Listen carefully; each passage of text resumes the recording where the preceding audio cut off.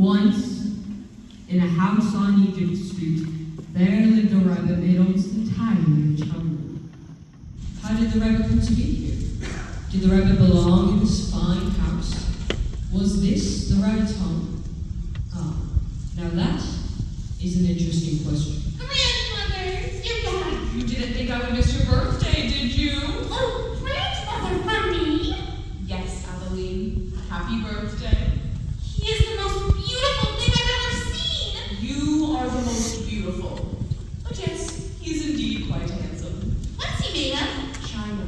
The finest china. His ears and tail are made with real fur. They are so soft. And look, his ears bend. Yes, he was made by the best doll maker in all of Paris, especially for you. I love his clothes. They are so stylish. And look at his shoes. Yes, he must always look his best if he's going to be seen with you, my lady.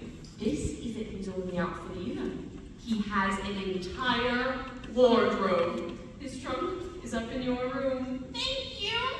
I loved him. I will always love him. I'm glad. You know, I thought you could use some company in this big old house. A special friend.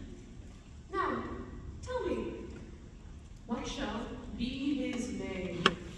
Edward. Edward? Why Edward? Just look at him.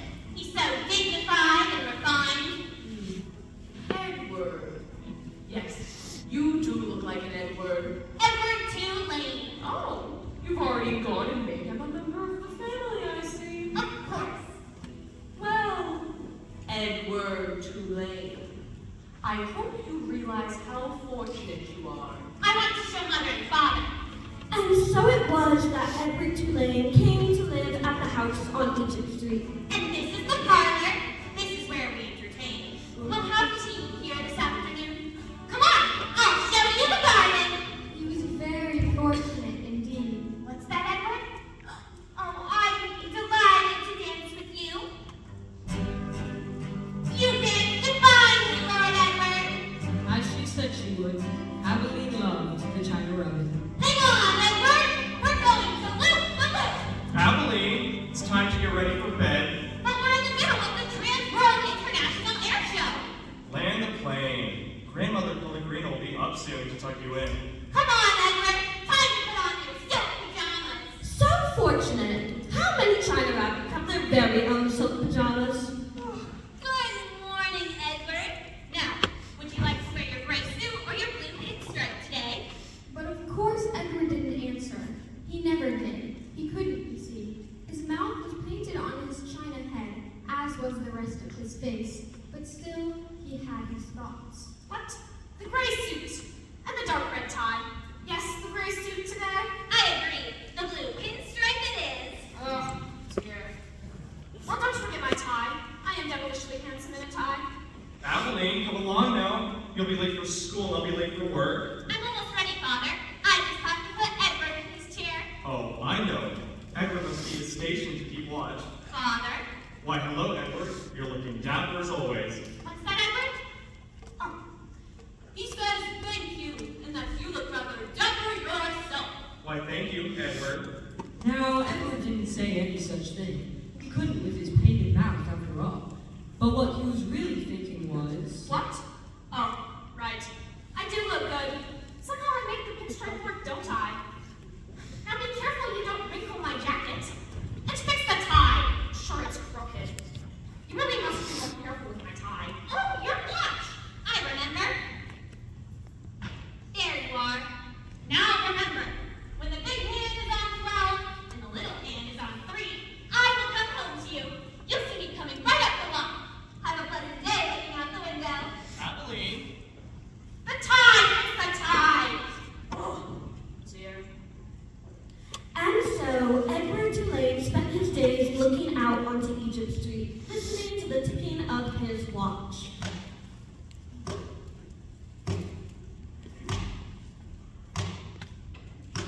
And at 3 o'clock, Adeline would return.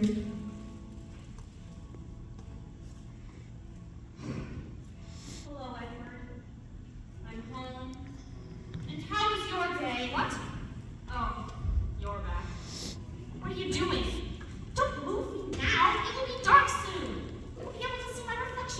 window. Oh, Edward.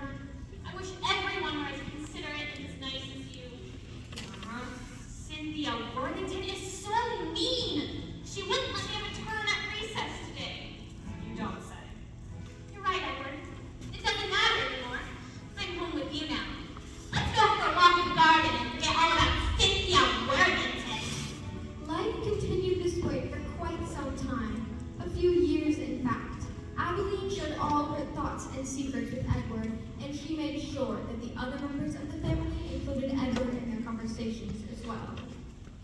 And so tomorrow I'm going to have lunch with the gentleman. Excuse me, Father. I don't believe Edward heard what you just said. Oh, pardon me, Edward. I said I was going to have lunch with the president of the bank. I'm quite looking forward to it, you see. He should be able to tell me if it's possible. Well, how must he go on so? I mean, Yes, Edward had little patience for people. What they said didn't interest him, unless they were talking about him, of course. Now, nobody knew this. Nobody could read his thoughts. That is, nobody except for perhaps one. I'm not really that sleepy, grandmother. I can see that. But nonetheless, just like you must go, you have school in the morning.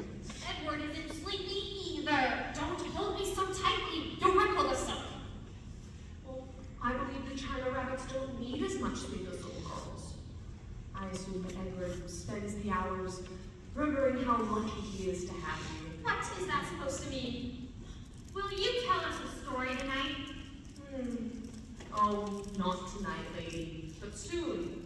Soon there will be a story. Why does she stare at me like I'm some criminal? And why can't you have a lady on my side so I can look out the window? There are stars out there.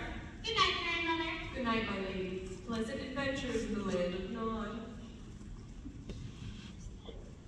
Good night, Edward. I love you. Wait! Turn me on my side! What is so difficult to understand? That Pellegrina. She does this on purpose, I know it. That staring. How rude. One day, it was announced that the family would take a voyage on a great ship. Then why won't you sail to London with us? Because I will not. That is why. I'll miss you. I'm glad. You're glad? Yes. When those we love are not with us, we miss them. I will miss you, but instead of feeling sad, I will look forward to the wonderful moment when we see each other again. It seems to me that it would be better to stay together in the first place. We are all on our own journeys, my lady. We cannot always be with those we love. Well, we can try. Yes, I suppose we can. Now tell me, will Edward be joining you on this voyage? Of course. How could I possibly go on a journey without Edward?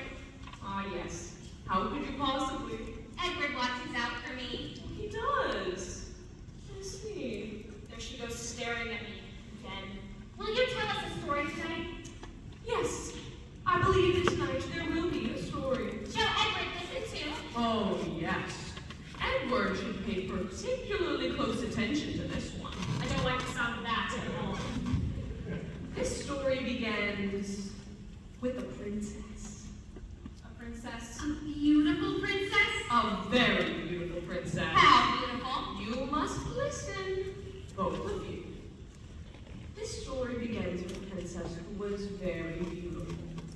She shone as bright as the stars on a moonless night. As bright as the stars on a moonless night. That's quite nice, actually. But what difference did it make that she was beautiful? None. No difference. Why did it make no difference?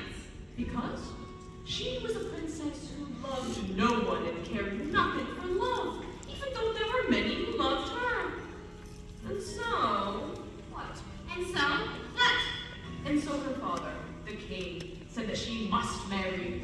A few days later, a prince from a nearby kingdom arrived. As soon as he laid eyes on the princess, he fell in love with her, and placing a ring of pure gold on her finger, he said, I love you. But do you know what the princess did? She took the ring off of her finger, put it in her mouth, and swallowed it. That is what I think of love!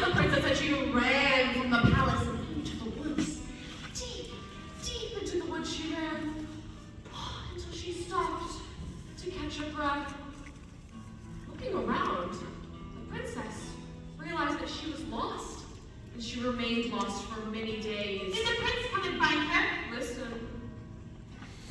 After a while, the princess came across a little hut. She knocked on the door. "Let me in." "I am cold," but there was no answer. She knocked again. "Let me in, I am hungry." Suddenly, a terrible voice from inside the hut answered, "Enter if you must." Opening the door, the princess saw an old witch. "I am lost." "What of it?" "I am hungry." "Not my concern."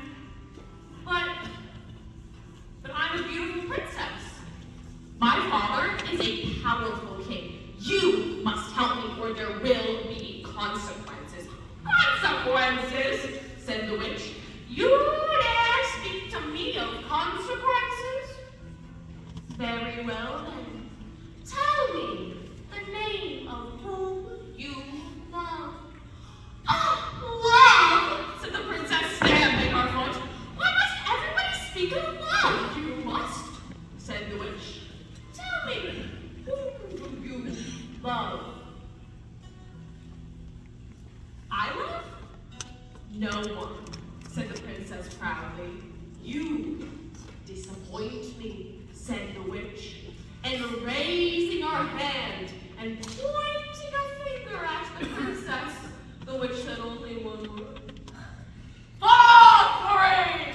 And in an instant, the beautiful princess was changed into a warthog.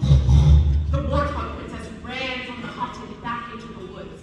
There, she came across a group of several men. These men had been sent by the king to look for a beautiful princess. When they saw an ugly warthog, they shot it. Pow! No! Yes, the men took the warthog back to the palace. There, a hook slid open its belly. And inside, found a ring. Pure gold. The cook put the ring on her finger and continued butchering the warthog. The ring shone on the cook's hand as she did her work. The end. No! Yes, the end. But it can't be. It came to quickly and no one is living happily ever after. How can there be a happy ending if there is no love?